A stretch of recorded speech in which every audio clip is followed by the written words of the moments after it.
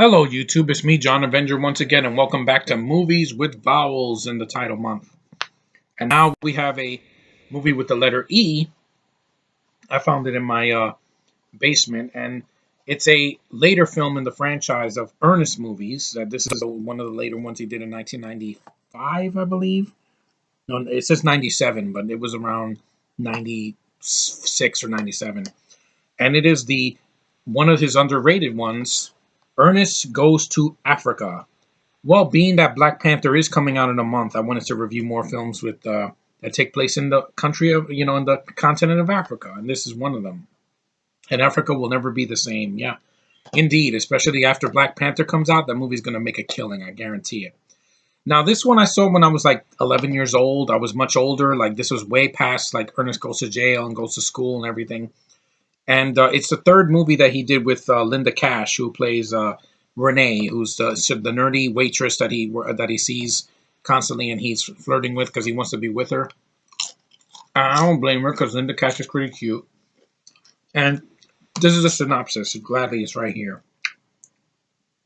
Misadventures in Africa are inevitable when Agent 32, Ernest P. Worrell, is accused of stealing two magnificent diamonds known as the Eyes of a Goalie. Basically, diamonds that this white guy stole from the African tribe and ran away with it, and then the villain gets it. He's a South African actor, so he has a British accent, but he's from South Africa, like Charlize Theron, except he's not in everything. Then, in an effort to win over the girl, Renee, the waitress who has captured his heart, Ernest presents her with a special yo-yo made of the shiny diamonds, because he doesn't know he paints over it. He thinks they're like, you know, they're a trinket. Renee is not impressed and explains that she wants a man who can fill her life with excitement and intrigue and lacks, adventure. She's an adventurous girl, like Belle in Beauty and the Beast. I'm saying the '91 version, not the remake. And as if on cue, the evil Prince Kazim, who will stop at nothing to retrieve the booty, abducts the two suspected thieves to the wilds of Africa, where they are chased from jungles to palace to the Pride Land. Like in The Lion King. Ravenous crocodiles, hostile tribesmen, and a rhino named Dorothy all stand in the way of their escape from Prince Kazim's crony. Actually, Dorothy is only in one scene, so that's false advertising. She's a little baby rhino that runs after one of the worst actors I've ever seen in an Ernest movie, where he looks like Roman Reigns, and this is his line. This is how he acts. He's like, "Please, I don't want to die." I'm like, oh my god. That's one of the worst things in that movie. The henchman that worked for Kazim, he's freaking awful. Like he's one of the worst actors I've ever seen. Um, Bazoo, the black guy that's with the lead villain, he's fine. He has an accent. He's like, "What are you talking about?" And I'm like, I like that accent, by the way. That better not be in the Nerd Pack. Don't you dare complain about, oh, the African accent sucks in Black Panther, because that is something that's gonna stick. I guarantee it. It didn't bother me in Civil War. It won't bother me here. Let me continue. Armored only with his wit and good looks, Ernest proves that even the untamed vastness of Africa is no match for Ernest P. Worrell. Yeah, I miss Jim Varney. He was one of the best actors from the '90s. I loved his voice in Toy Story. He was Slinky in the first two films. He was a great voice actor. He also did a voice in, I think, Annabelle's Wish, and he did a voice in the first Atlantis movie before he passed away. And yeah, I miss him. He was a really funny actor, and he owned his Ernest. There's a reason they haven't rebooted this yet. Linda Cash is really cute. She had worked with him in Ernest Rides Again and Ernest Goes to School. I think this one's the better one of those two because it feels like an Ernest movie. It's definitely low budget. Like the film is shot like a direct-to-video film, but it looks better than a lot of CGI that's from now. You have old gags where he dresses up as the old lady. He throws ashes in front of Bazoo's face. That was funny. There's a scene that he dresses up as a tribe and he talks like this. It is wonderful. I talk like this. That would be really racist now, but back then it was acceptable. People weren't so politically correct back then.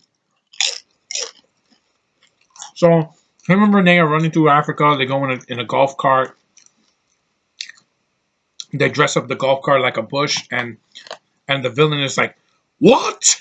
And I'm like, yeah, the villain is very over the top, but he's fun to watch. I don't know what it is about South African actors. They sound British, but they're not British. So it's like it's kind of weird. But he's a good foil for Ernest. So the movie's only 90 minutes. It's 95 minutes long. The way the African tribe is shot, the locations and the music, and all that, it doesn't bother me. As long as it's not the Middle East, I can deal with it. Like Egypt or Morocco or freaking Saudi Arabia or something like that, like in the Hulk. That was horrible. I hate that music.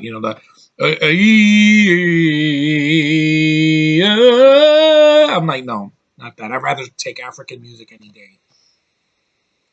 And basically, it's a predictable plot, but you know where it's going. I mean, Africa looks great. I don't know if they really filmed it there. I think they did. Some places it was like in like another state, but the film is held up. Like I like this one better than Ernest Goes to School because that one was not an Ernest movie. It was just a Canadian film that they shoved Ernest into that didn't make any sense to me.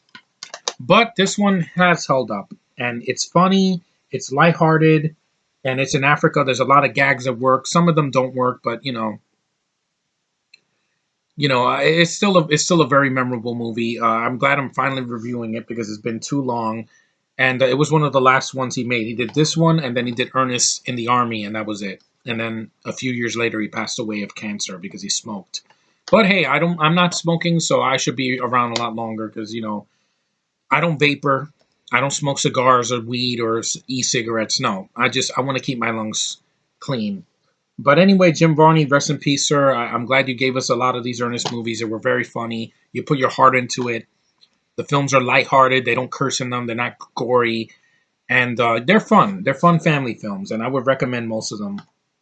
And this one's a good one. I would definitely say if you want to see something before Black Panther to get a taste of what you're getting, this massive world of the continent of Africa with beautiful landscapes and grass and jungles and all this. I would never be caught dead there because so many things out there that are dangerous. But it looks great, and the animals are in the movie. A couple of them, you see elephants and you see a crocodile, which is it's not CG, it's a puppet because it's a low budget film, but it's well done, and I would definitely recommend this if you haven't seen an Ernest movie.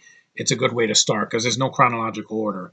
They're all standalone films. There's none that really connect, but they're fun, and this one is definitely worth seeing. So, thanks guys for watching. This will be a shorter one because I'm really tired. I got a long week ahead of me. I have jury duty on Wednesday,